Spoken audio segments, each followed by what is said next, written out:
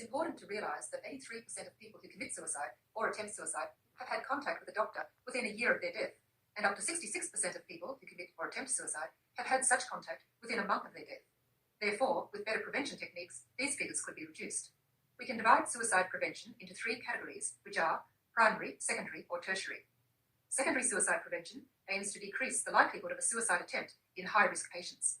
Tertiary suicide prevention occurs in response to completed suicides and attempts to diminish suicide in a particular geographical area or in a particular age group. I would now like to look at secondary suicide prevention in more detail. Secondary suicide prevention is particularly important, but not always given the attention that it deserves, in part because research into secondary prevention is only just starting to be applied to clinical practice. Now, from a clinical perspective, suicide is often difficult to predict due to its complex nature. The three major risk factors that contribute to suicidal behaviour are biological, psychological, and proximal stresses, which are recent events that can lead to increased suicide risk. Firstly, there are biological risk factors for suicide, which include low blood cholesterol levels, medical or neurological illnesses such as multiple sclerosis, stroke, Huntington disease, and epilepsy, cigarette smoking. Secondly, there are psychological risk factors, which include a childhood history of physical or sexual abuse, aggressive personality traits, low self-esteem, and poor access to psychiatric treatment.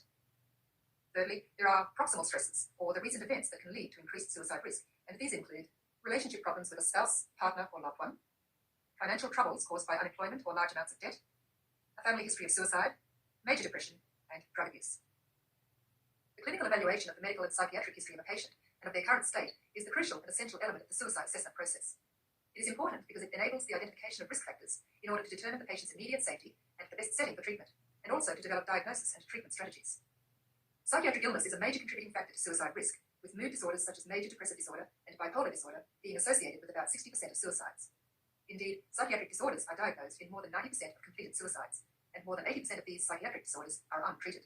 Thus, the recognition and treatment of individuals with psychiatric disorders, specifically mood disorders, are essential components of secondary suicide prevention.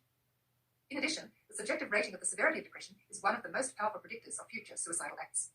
Therefore, assessing and managing depression, as well as being aware of the suicide risks in psychologically, medically, and neurologically disordered individuals, is an important aspect of secondary suicide prevention. Consequently, physicians need to be taught to recognise the association between mental disorders and suicide.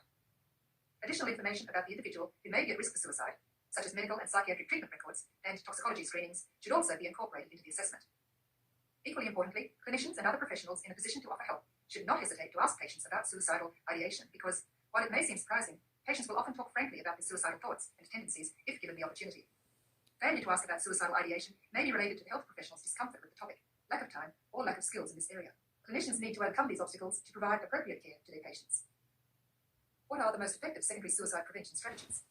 In a recent systematic review of suicide prevention strategies, Mann, along with other researchers, found evidence of effectiveness in 5 secondary suicide prevention methods, including pharmacological interventions, psychological interventions, follow-up care, reduced access to legal means, and responsible media reporting of suicide.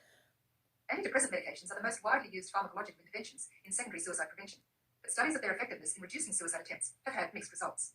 Among adults younger than 25, the effect of antidepressants seems to be neutral on suicidal behaviour, but it seems to reduce the risk of suicidal behaviour in the elderly. Thus, the relation between antidepressants and suicide needs further studies before this class of drugs can be safely used for the secondary prevention of suicide. In terms of psychological interventions, suicidal patients often benefit from therapies that address the repetition of suicidal thoughts and behaviours, and other factors commonly associated with suicide. Better psychological and pharmacological treatment of depression and alcoholism also appears to decrease suicide rates. Social factors that should be addressed in follow-up treatment include availability and willingness of supports within the family. Support individuals who should be contacted about suicide risk and follow-up arrangements include general practitioners, private psychiatrists, family, and friends. Some interventions, however, such as telephone and psychosocial follow-up, have shown no difference in suicidal ideation when compared with standard aftercare. Many studies show that suicides by particular methods, for example, firearms, domestic gas, or pesticides, decrease after the introduction of legal restrictions that reduce access to such means. This reduction in suicide rates is particularly influential in regions where the specific means of restriction correlates with a common method of suicide. For example, in the UK, the reduction of carbon monoxide in domestic gas since 1958 and the reduced availability of analgesics since the mid-1990s have both decreased UK suicide rates. Finally, many studies have exposed a need for a decrease in reporting of suicide and for responsible reporting. Media blackouts in reporting suicide have coincided with a decrease in suicide rates because reports of suicide in the media tend to glamorize suicide for vulnerable individuals. The internet is also of increasing concern, with blogs and chat rooms providing accessible instructions for suicide.